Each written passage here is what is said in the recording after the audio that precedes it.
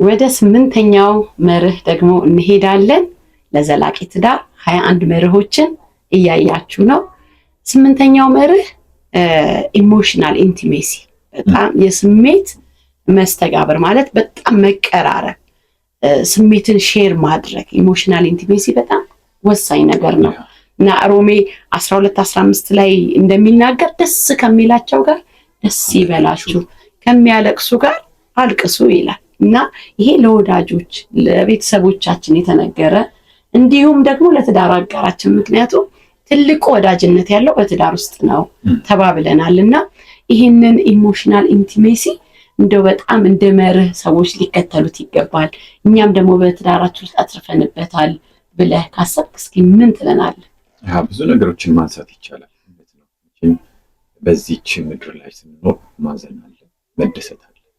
ይሄ ስሜት ሁል ጊዜ ተለዋዋጭ ነው እና እኔ አሁን በጣም የሚገርም እጋራለሁኝ። አንዳንድ ጊዜ ለመረዳት በመሞክርበት ጊዜ በህመም ውስጥ ደግሞ የስነ ልቦና ጥቃት በሚደርስበት ሂደት ውስጥ እነዚህ 21 ዓመታት በጣም የሚገራርሙ ትዝታዎች አሉ።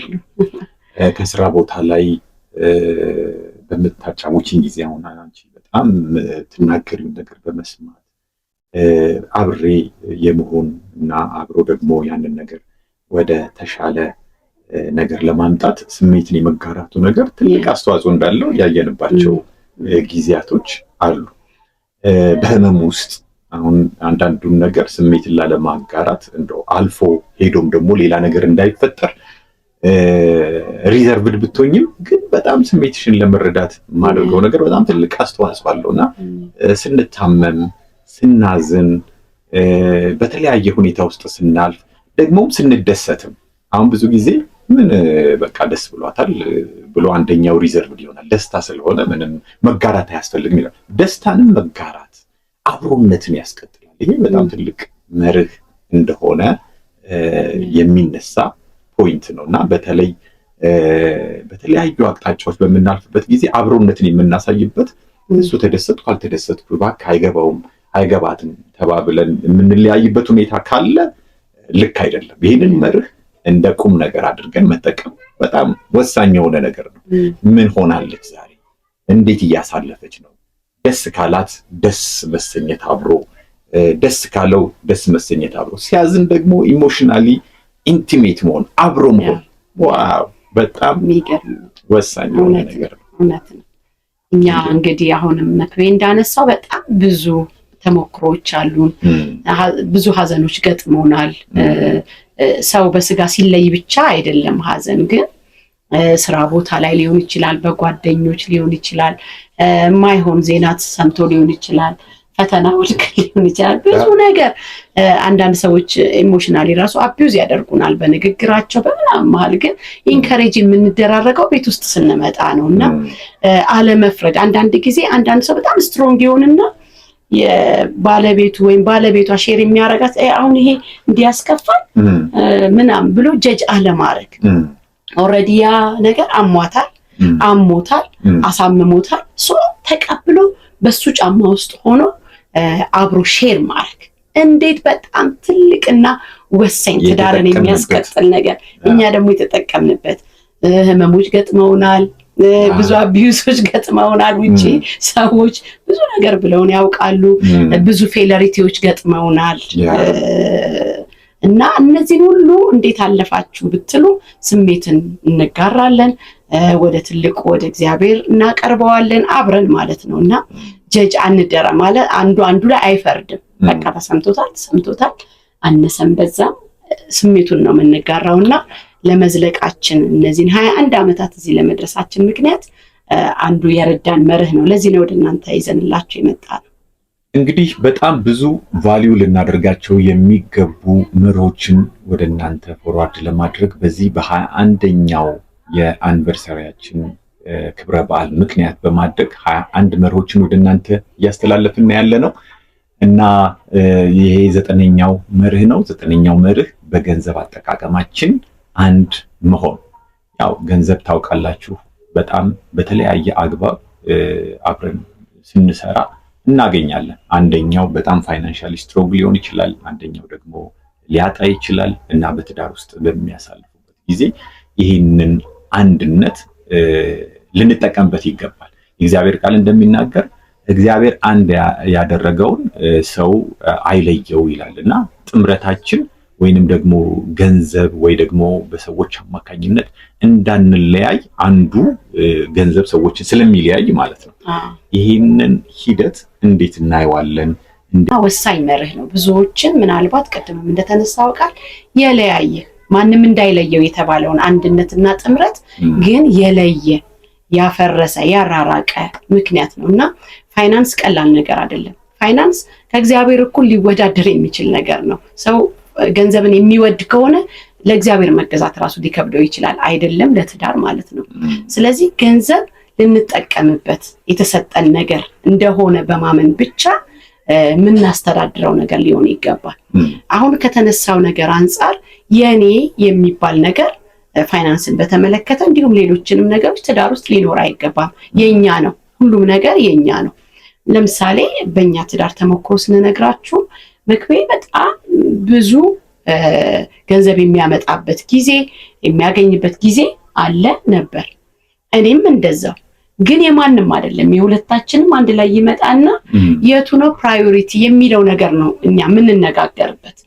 እኔ ጋር ካለ እኔ ትራንስፖርት ከሌለኝ ልወስድ እችላለሁ፣ ስለምሰራ ይኖረኛል ማለት አይደለም። መክቤ ትራንስፖርት ከሌለ ከኔ ይወስዳል። ካፌ ተጠቅመው እኔ ፎርዋርድ አድርጌ ልከፍል እችላለሁ። እኔ ታክሲ መከፍለው አጥቼ ፎርዋርድ አድርጎ ከፍሎልኝ ያውቃል። በጣም ብዙ እሱ ልብስ ጫማ ገዝቶልኝ መጥቶ ያውቃል። እኔ እንኳን ብዙ እንደዛ አድርጌ አላቅም። ሜቢ አንቨርሰሪ ምናምን ከሆነ ነው ልብስ ጫማ ምናምን የምገዛውና ብዙ ነገር ባባ ነው የሚያደርገው። ኢቭን ሰጥቶኝ ገዝቼ ስመጣ እኔ እንደገዛውላቸው ልጆች ፊል ሊያደርጉ ይችላል። ኢትስ ኦኬ ማለት እኔ ገዛው ቢባል መክቤ ገዛ ቢባል ምንም ችግር የለውም። መክፈል ያለብን ቢሎች ቢኖሩ መክቤ ሊከፍል ይችላል፣ እኔ ልከፍል ይችላል። አግኝተን እናውቃለን፣ አጥተን እናውቃለን።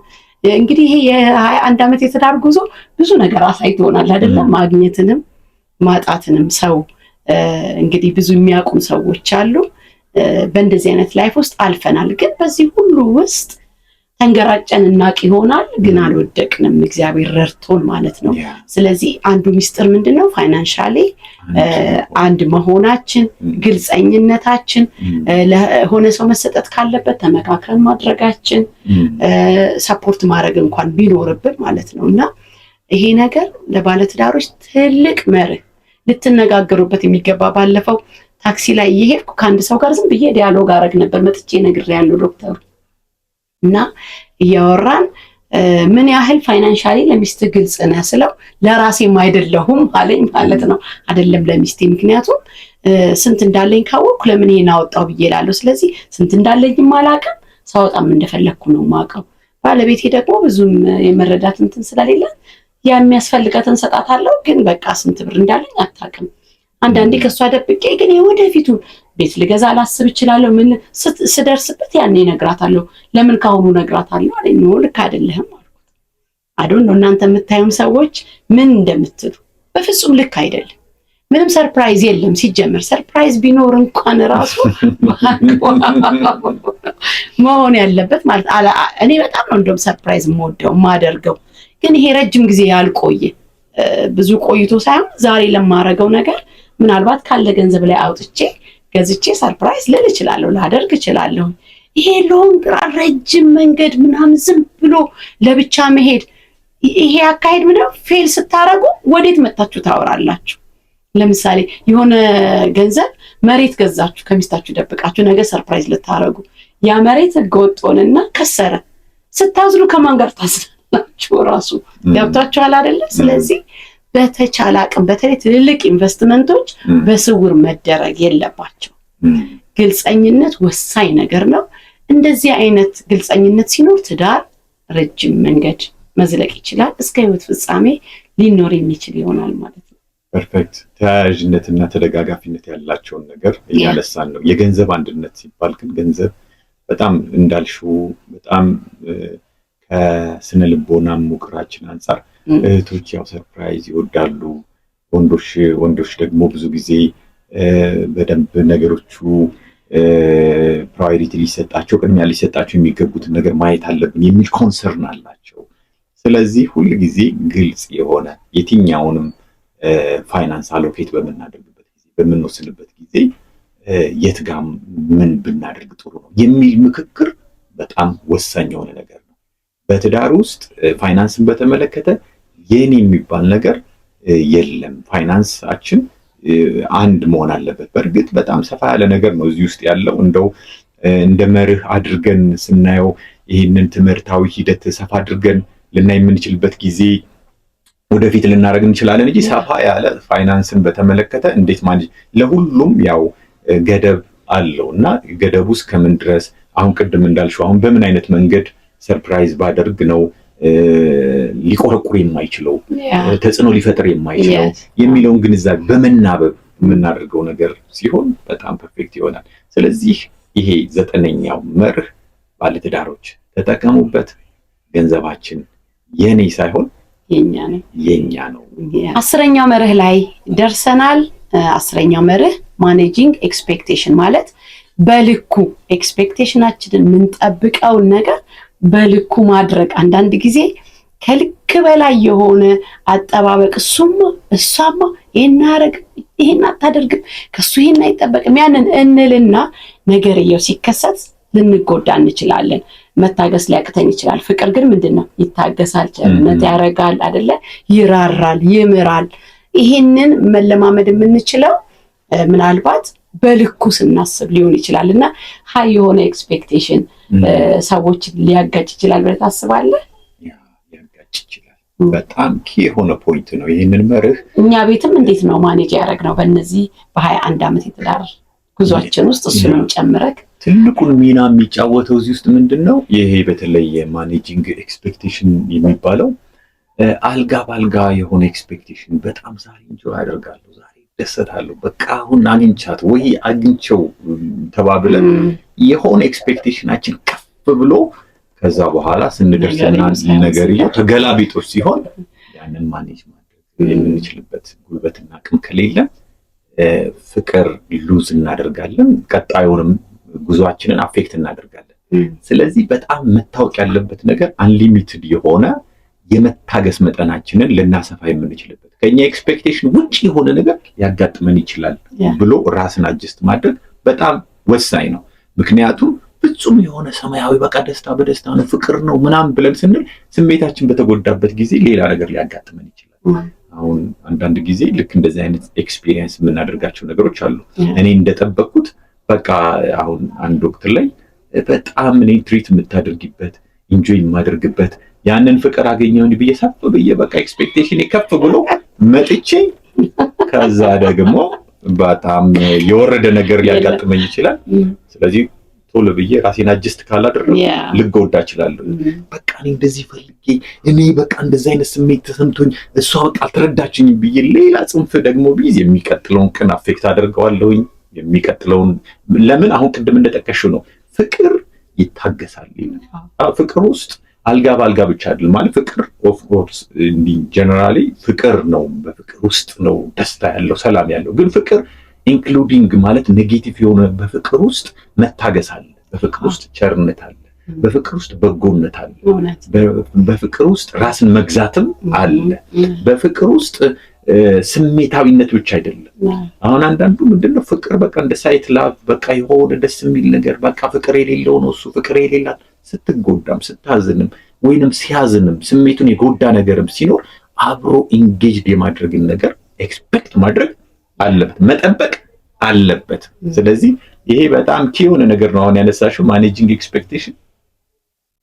ያ ሰው ፍጹም አይደለም፣ ሰው ሰማያዊ ብቻ አይደለም፣ ምድራዊም ነው። ሰው ደካማም ነው፣ ብርቱ ጎን ብቻ አይደለም ያለው፣ ሰው ደግሞ ደካማ ጎንም አለው።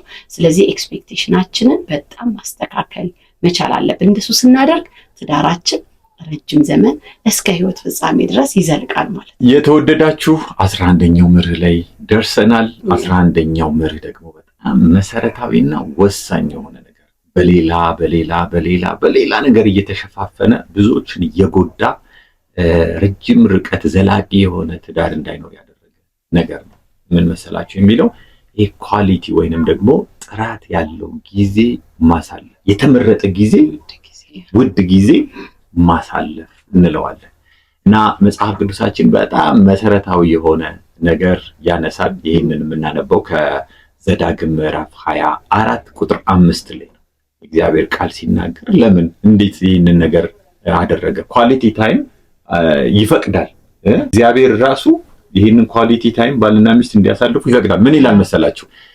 አዲስ ሚስት ያገባ ሰው ወደ ጦርነት አይወጣ። ለምን?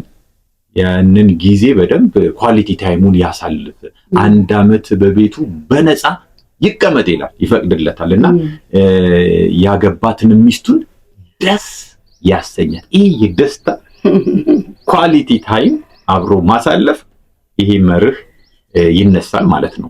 ስለዚህ ይህንን ኳሊቲ ይህንን የተመረጠ ጊዜ እንዴት ብንል ትያለሽ ውዷ? በጣም ወሳኝ መርህ ነው ይሄ መርህ። እንግዲህ ማለት ምርጡን ለትዳር አጋራችን ነው ማድረግ ያለብን በየትኛውም አቅጣጫ፣ በጊዜያችንም ቢሆን ማለት ነው። ብዙ ጊዜ ሰዎች ስራ ሰርተው አብረው ከጓደኞቻቸው ጋር ኢንጆይ ሲያረጉ ምን ሲሉ ቆይተው ድክም ብለው ጨርቅ ሲሆኑ ቤታቸው ይመጣሉ። ልጆች ተኝተው ያገኟቸዋል። ሚስት ምናልባት ግዴታ ነው ቁጭ ብላ መጠበቅ ሊኖርባት ይችላል። ቁጭ ብላ ትጠብቃለች። ወይ ራት ከበላ ይበላል፣ ካልበላ ከዛ ወደ መኝታ። እንደዚህ አይነት ተደጋጋሚ ድርጊቶች በሚደረጉበት ቤት ውስጥ ፍቅር ይኖራል ብላችሁ ኤክስፔክት እንዳታደርጉ። ሚስትም ብትሆን እንደዛ ማለት ነው። ውጪ ከጓደኞቿ ጋር ስትስቅ ኢንጆይ ስታረግ ምናምን ትቆይና ቤት ስትመጣ ግን እንደው በቃ ኮስታራ ምናምን እንትን ማትል ጊዜ ማትሰጥ ለልጆቿ ለባሏ፣ ይሄ በጣም ትክክል አይደለም። እና አንድ ሰውዬ የተናገረው ነገር ትዝ አለኝ። ሚስቴ እኮ የምትዘንጠው ለውጪ ጓደኞቿ ነው አለ። እንዴት ብለን ስንለው የውጭ በር ላይ ከላይ ያለውን ሹራባን ማውለቅ ትጀምራለች አለ። ከዛ በር ጋር ስትደርስ ታኮ ጫማዋን ታወልቃለች፣ ቦርሳውን ወደዛ ጋር ትወረውርና ወዲያው ሺቲ ትለብሳለች አለ። እንደመጣ እኔ ማቃት በሺቲ ነው አለ። እኔ ማቃት ሻሽ በታሰረበት ነው ዘንጣ የምትዘንጠው ለስራ ባልደረቦቿና ለጓደኞቿ ብቻ ነው። ቤት ስትመጣ በቃ ሁሌ በሺቲ ነው አለ። እና ኦፍኮርስ ቤት ውስጥ ታዳድሮስ የግድ መዘነጥ እንደዚህ ማድረግ አለባት ወይ ልትሉን ትችላላችሁ። ቢጃማ ይመረጣል እኮ ቤት ውስጥ አይደለ እንዴ?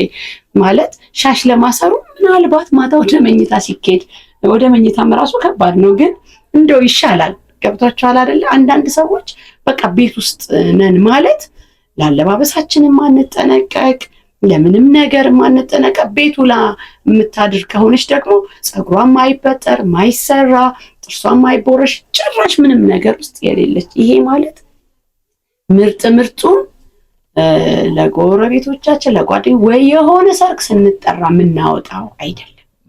የኛ ምርጥ ጊዜ፣ የኛ ምርጥ ውበት፣ የኛ ምርጥ ነገር አንደኛ ከትዳር አጋራችን ጋር፣ ቀጥሎ ደግሞ ከልጆቻችን ጋር፣ ቅርብ ካሉ ቤተሰቦቻችን ጋር ሊሆን ይገባል። ምክንያቱም ይህንን እያዩ የሚያድጉ ልጆቻችን ነገ እንደዚህ አይነት ሰዎች ነው የሚሆኑት።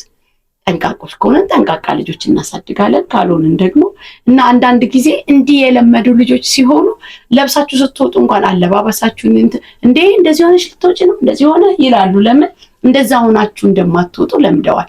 ወይም ቤታችሁ ስትመጡ ዛሬ ደግሞ ምን ሆነሽ ነው እንደዚህ ሽቲ የለበስሽ ወይ ምናምን ሊሏችሁ ይችላሉ። እና በተቻለ አቅም በጣም ኳሊቲ ታይምን ከጊዜያችንም ምርጡን ከውበታችንም ካለን ነገር ሁሉ ምርጡን ለትዳር አጋራችንና ለልጆቻችን ለቤተሰባችን ማድረግ ይገባል።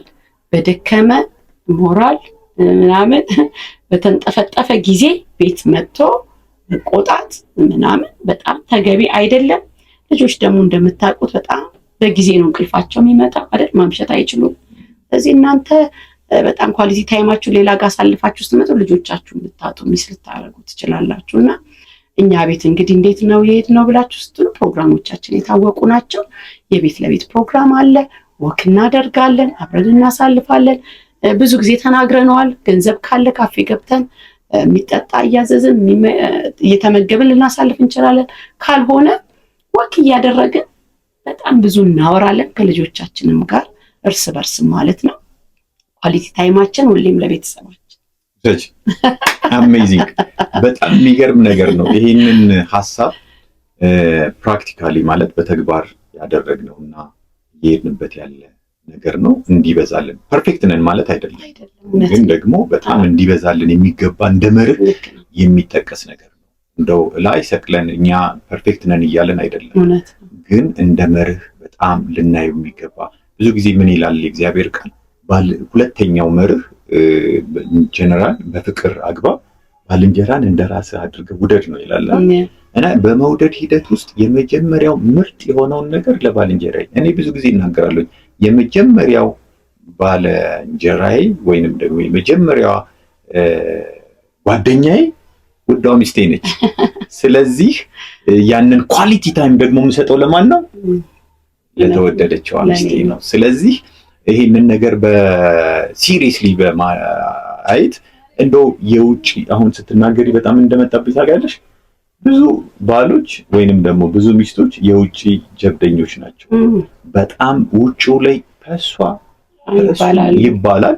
በጣም ኮሚኒኬሽናቸው ይነገርላቸዋል፣ ይዘከርላቸዋል። አገልጋዮችም ቢሆኑ በተለያየ ካራክተራቸው እውነተኛ የሆነ ኳሊቲ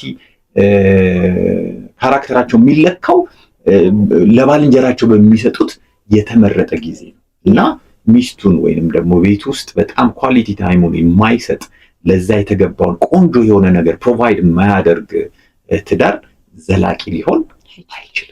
ሶ በጣም ኢምፖርታንት የሆነ በጣም ጠቃሚ የሆነ ነገር ነው እያነሳን ያለነው። አብራችሁን ቆዩ። ሼር ያላደረጋችሁ ሼር አድርጉ።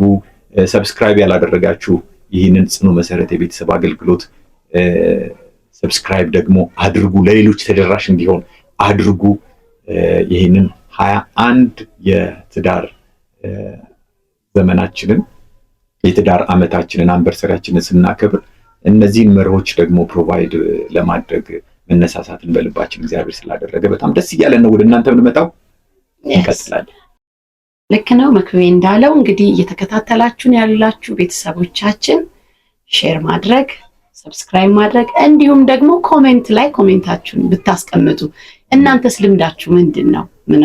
እንግዲህ ከ21 ዓመት በላይም የሆነ የትዳር ተሞክሮ ያላችሁ ትኖራላችሁ እዚህ መሃል፣ ከዛም በታች እንዲሁም ያላገባችሁም ልትኖሩ ትችላላችሁ እና እነዚህ መሪዎች ያዋጣሉ፣ ያስኬዳሉ? እንዴት ነው?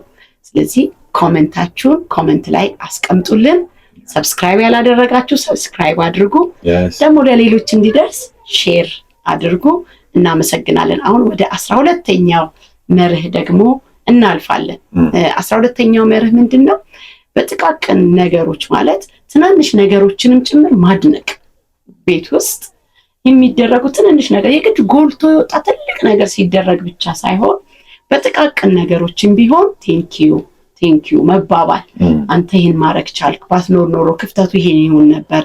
ምክንያቱም ምሳሌ 31 ላይ ያቺ በጣም ብርቱ ሴት አለችና ስለሷ የተነገረ ነገር አለ። ምሳሌ 31 ከ26 እስከ 28 ላይ ልጆቿም ይነሳሉ ይላል፣ ምስጉንነቷን ይናገራሉ። ልጆቿ ብቻ ደግሞ አይደሉም፣ ባለቤቷም ደግሞ ይነሳና ያመሰግናታል፣ ያበረታታታል፣ ያደንቃታል ይላልና ቤት ውስጥ ቤተሰብ ውስጥ መደናነቅ፣ መመሰጋገን፣ አባትን ማድነቅ፣ እናትን ማድነቅ፣ ልጆችን ማድነቅ በጥቂት ነገርም ቢሆን በጣም ወሳኝ ነገር ነውና ይህንን እንዴት ታየዋለህ? ምን ያህልስ ለቤተሰብ መሰረት ነው ብለህ ታስባለህ? የኛንም ተሞክሮ ትዝ የሚልህ ነገሮች ካሉ አብረህ ሼር ብታደርግ።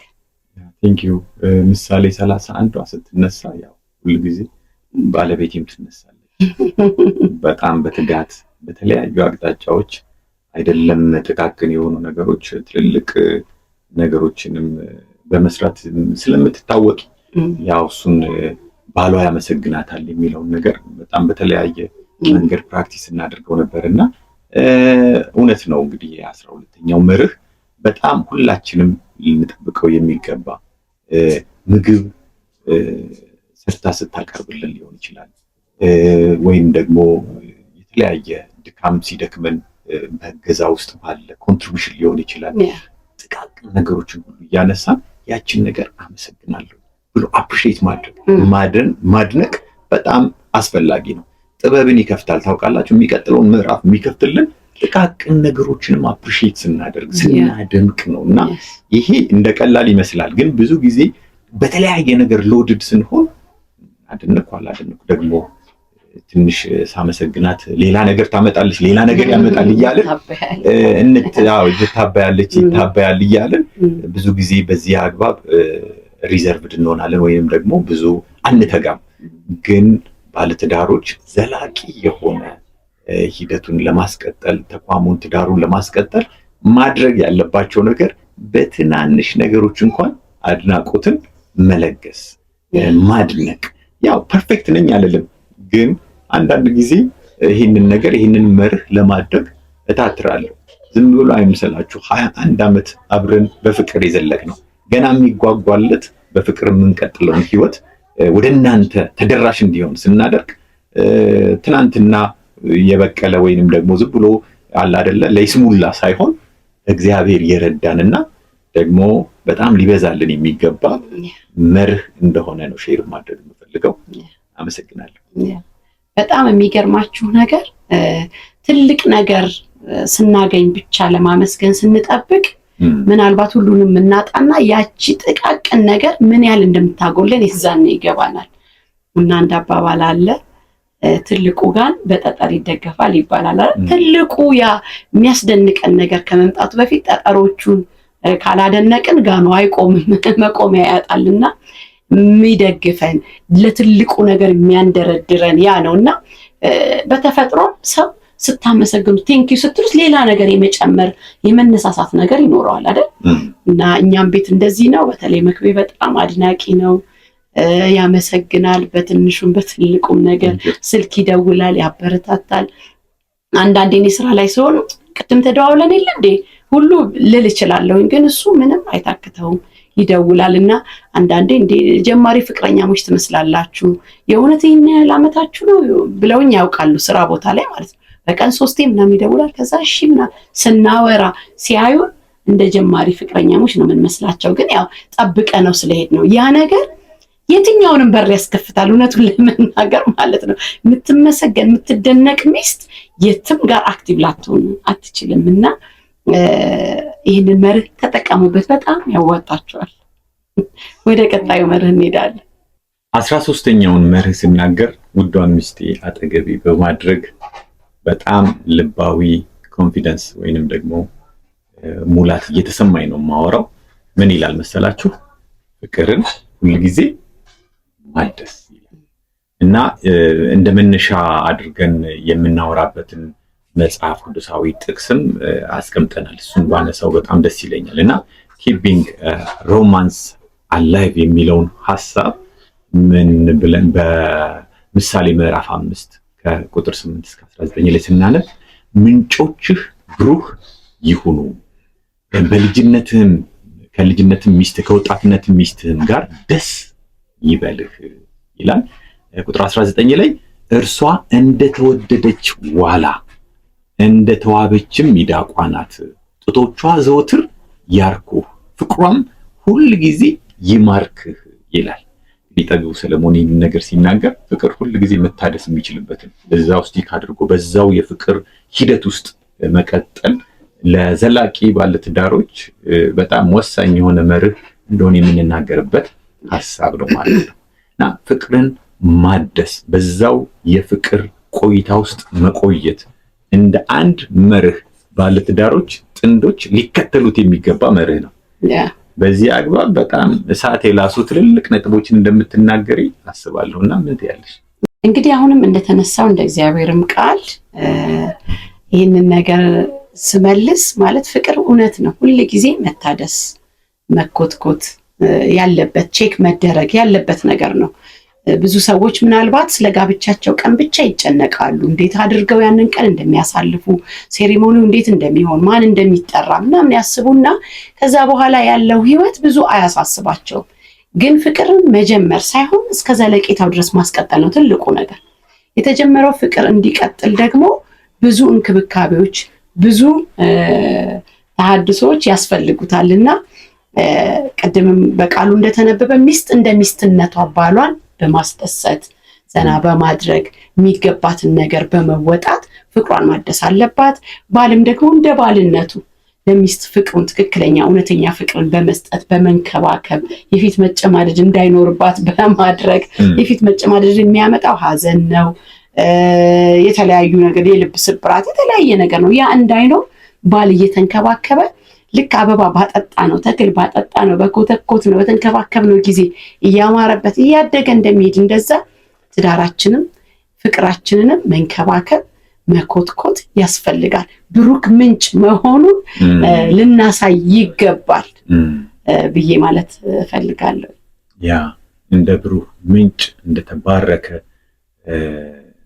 ቀጣይነት እንዳለው የህይወት ምንጭ ሆኖ ሊቀጥል የሚችለው ፍቅር ሲታደስ ነው። ስለዚህ ፍቅራችን ሊታደስ የሚችልበትን ነገር ዴሊብሬትሊ መከታተል ደግሞ ለዛ ግብአት የሚሆኑ ነገሮችን ማድረግ በጣም ወሳኝና አስፈላጊ የሆነ ነገር። 13ኛውን መርህ ጨርሰናል። ወደ 14ኛው መርህ ላይ ደርሰናል። ችግሮችን ማዕበል ወጀብ ሲነሳ እንዴት አድርገን ማኔጅ ማድረግ አለብን። ይሄን ኤክስፔክት አድርገን ግን እንዴት ነው ማኔጅ የምናደርገው? እንደምታውቁት ሩቅ ተጓዣ መርከብ መንገዷን ከጀመረች በኋላ ማዕበል፣ ንፋስ፣ ወጀብ ሲመጣ ከባድ መናወጥ፣ ከባድ ችግሮች ይፈጠራሉ አይደለ? ትዳርም እንግዲህ መዘውሩ የተዘወረ መንገድ ከጀመረች በኋላ የትዳር መርከብ አንዳንዴ መንገጫገጭ፣ ፈተናዎች፣ የተለያዩ ነገሮች ይገጥሟታል እና ይሄንን እንዴት አድርገን ነው እኛ ያለፍነው? ደግሞ ይሄንን መርህ ቤታችን ውስጥ እንዴት ነው መተግበር ያለብን? በትዕግስት ሁሉ እርስ በርሳችሁ በፍቅር ታገሱ ይላል ኤፌሶን 4:2 ላይ በፍቅር መታገስ ያስፈልጋልና ይሄንን መርህ እንዴት ታየዋለህ? አዎ ይሄንን ግልጽ ለማድረግ ምናልባት እንግዲህ ቻሌንጆቹ እነዚህ ማዕበል የተባሉት ነገሮች ማንሳት በጣም ጥሩ ይመስለኛል። ለምሳሌ የኑሮ ውድነት፣ ህመም፣ የተለያዩ ፈተናዎች ከሰዎች ጋር ባለ ሰጣ ገባ ውስጥ በምናልፍበት ስሜታዊ መጎዳት ውስጥ እኒህ አይነት ማዕበሎች በሚሆኑበት ጊዜ አሁን እንዳነበብሽው ቃል በፍቅር ምን በሉ ይላል? ታገሱ ይላል። በምን? በፍቅር መታገስ። እንግዲህ ይሄ ቀላል መርህ አይደለም። ሁል ጊዜ ባለትዳሮች ዘላቂ የሆነውን ትዳራቸውን ለማስቀጠል ሊጠቀሙበት የሚገባ ነገር ነው እና እነዚህ አሁን ያነሳናቸው ማዕበሎች ጊዜን እየጠበቁ በህይወታችን እንደ ማዕበል ሆነው ትዳራችንን ለመግፋት ለማናወጥ በህይወታችን ሲጋፈጡ እናያለን። ስለዚህ ለምሳሌ የኑሮ ውድነት በሚሆንበት ጊዜ መታገስ፣ ከዛ የኑሮ ውድነት ውስጥ ደግሞ መውጣት አለ ብሎ እግዚአብሔር አንድ ቀን ደግሞ ከዚህ ነገር ውስጥ ያወጣናል ብሎ መታገስ። ብዙ ነገሮችን አሳልፈናል። ልንቀጥል የማንችልባቸው ትልልቅ ተግዳሮቶች እንደ ማዕበል ያለ የእኛን ትዳር ገፍቶት ያውቃል። እንዲህ ሁሉ ነገር አልጋ ባልጋ ስለሄደ አይደለም ዛሬ የቆም ነው። በሰዎች ተንኮል ተገፍተን በተለያየ አግባብ ከመስመር እንድንለቅ ሀዲዱን ለቀን በማይገባ ስፍራ ላይ እንድንሆን የተፈተንበት ፈተናዎች በጣም ነፍ ናቸው እና እግዚአብሔር ግን ረድቶን ዛሬ ላይ አለ። በሰዎች ክፋት ብቻ አይደለም፣ ደግሞ በህመምም በዚህ ምድር ላይ ስንኖር በተለያየ አግባብ አሁን እንዲህ አይነት ቻሌንጅ ለምን እንዲህ እስከ መቼ ነው የምታገሰው? ጌታ ሆይ እባክህን እርዳ፣ ባለቤቴን እርዳ፣ እኔን እርዳ፣ ልጆቼን እርዳ እያልን እየታገስን ነው የቀጠል ነው እና እነዚህ ማዕበል ሆነው በህይወታችን ይመጣሉ። ግን ምን ማለት ነው? መታገስ ያስፈልጋል፣ ፔሽንስ ያስፈልገናል እና እንዲህ አይነት ማዕበል ስቶርም የሆነ ነገር ሲመጣ ለማለፍ የሚያስችለውን የመታገስ መርህ እንጠቀም። 14ኛው በጣም እዚህ ላይ መጨመር የምፈልገው እዚህ እንደውም ቲሸርታችን ላይ እንደምታዩት የጽኑ የቤተሰብ አገልግሎት እንደ ዋና ጥቅስ አድርጎ የተነሳበት ነው እና ልባም ሰው ቤቱን በአለት ላይ ይሰራል ይላል እና ለምንድን ነው በአለት ላይ የሚሰራው? ጠንክሮ ጸንቶ ለመቀጠል እንዲያስችለው ነው። እዚህ ቤት ላይ ንፋስ ይመጣል፣ ወጀብ ይመጣል፣ የተለያዩ ነገሮች ይመጣሉ። የተሰራበት መሰራት የታነጸበት መታነጽ በአለቱ ላይ ስለሆነ ግን ቢንገዳገድም አይወድቅም። የሆነ ነገር ቢፈጠርም ግን መልሶ ገብቷቸዋል። የኑሮ ውድነት ቤትን ያነቃንቃል። ግን እንዴት ብለን ማኔጅ እናድርግ፣ የትኛውን እንቀንስ፣ የትኛውን እናስቀጥል ብሎ መመካከር ሲኖር፣ በሰዎች ተጎድቶ የመጣ አካል ሲኖር ሶኬ ችግር የለም ይሄም ያልፋል እኔ ያለሁልህ እኛ አለን ብሎ መበረታታት ሲኖር፣ ይሄ ማለት አለመቆጣት ይገፋል ግን አይወድቅም ማለት ነው። በአለቱ ላይ የተሰራ ነው ማለት ነው እና ማዕበል አይመጣም አይደለም፣ ችግር አይመጣም አይደለም። ችግሮች ሲመጡ ግን ማኔጅ ለማድረግ መመካከር፣ መጸለይ፣ ወደሚረዳ ወደ እግዚአብሔር ነገርን ማቅረብ ትልቅ መርህ ነው። ቤታችሁ እንዲጸና የሚያደርግ ነው። ተጠቀሙበት።